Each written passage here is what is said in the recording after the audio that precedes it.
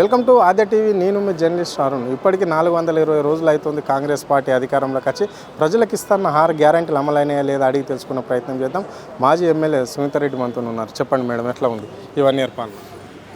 అన్ని రంగాలు కూడా రోజు రోజుకి దిగజారిపోతున్నాయని చెప్పాలి. ఈ ఏడాది పాలనలో అన్ని రంగాల మనుషులు, అంటే అది వ్యవసాయం నుంచి మొదలుకుంటే ఐటీ సెక్టార్ వరకు ప్రతి ఒక్కరు కూడా చాలా బాధతో ఉన్నారు.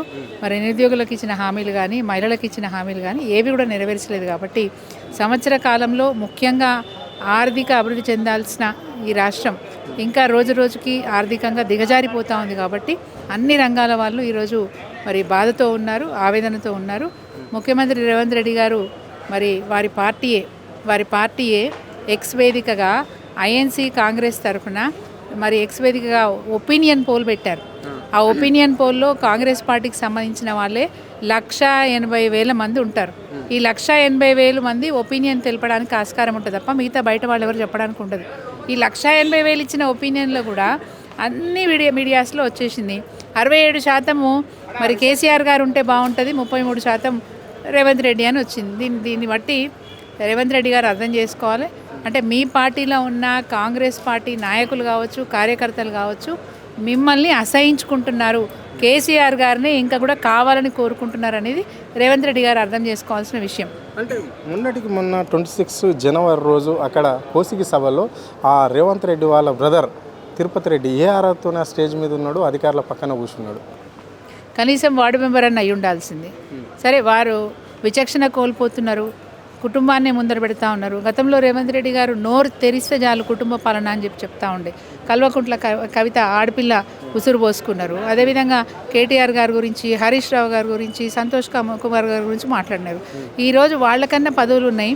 ప్రజలు మెచ్చే తీరుగా పనిచేసి ఒక గుర్తింపుతోని ఓట్ల ద్వారా ఎన్నికైన కేటీఆర్ గారు, ఓట్ల ద్వారా ఎన్నికైన హరీష్ రావు గారు, ఒక్కసారి కాదు కదా 6 సార్లు ఓట్లు వేయించుకొని గెలిచిన కేటీఆర్ గారు, హరీష్ రావు గారు, వారి గురించి మాట్లాడే అర్హత రేవంత్ రెడ్డి గారికి ఎట్లుంది?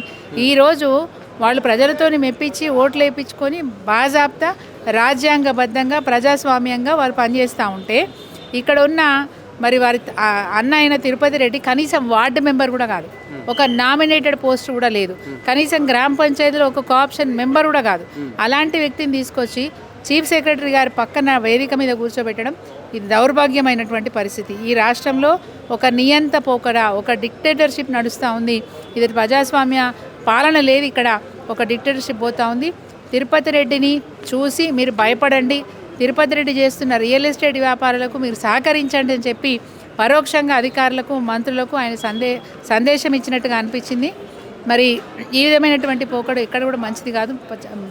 కనీసం గవర్నర్ గారైనా దీన్ని చర్య తీసుకోవాలని చెప్పి నేను కోరుకుంటున్నాను. తిరుపతి రెడ్డి అంటున్నాడు, గతంలో ఒంటేరు ప్రతాప్ రెడ్డి గజ్వేల్ నియోజకవర్గంలో ఇన్ఛార్జిగా ఉండి కేసీఆర్ లేకుండా ఆయన నడిపించాడు. ఇప్పుడు కూడా ఒక ముఖ్యమంత్రి నియోజకవర్గానికి నేను ఇన్ఛార్జిని కాబట్టి నేను నడిపిస్తున్నా అని చెప్పేసి అంటుండే. ఈ వాక్యాలను ఎట్లా చూడవచ్చు? తిరుపతి రెడ్డి వాక్యం ప్రభుత్వ కార్యక్రమాలలో ఎక్కడ కూడా ఒంటరి ప్రతాప్ రెడ్డి గారు వేదిక ఎక్కింది లేదు.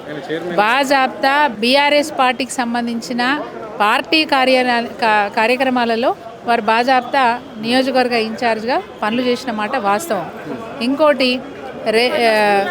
రేవంత్ రెడ్డి గారు తిరుపతి రెడ్డి గారికి, ప్రతాప్ రెడ్డి గారికి పోలికే లేదు. ఎందుకంటే వారు ఫారెస్ట్ డెవలప్మెంట్ చైర్మన్గా కూడా వాళ్ళు పదవిలో ఉన్నారు. కాబట్టి ఆ పదవిని బట్టి వారు ప్రోటోకాల్ ప్రకారం మరి వేదికలు ఎక్కినా, ఇంకో కార్యక్రమాల్లో పాల్గొన్నా వారికి ఒక ప్రోటోకాల్ ఉంది.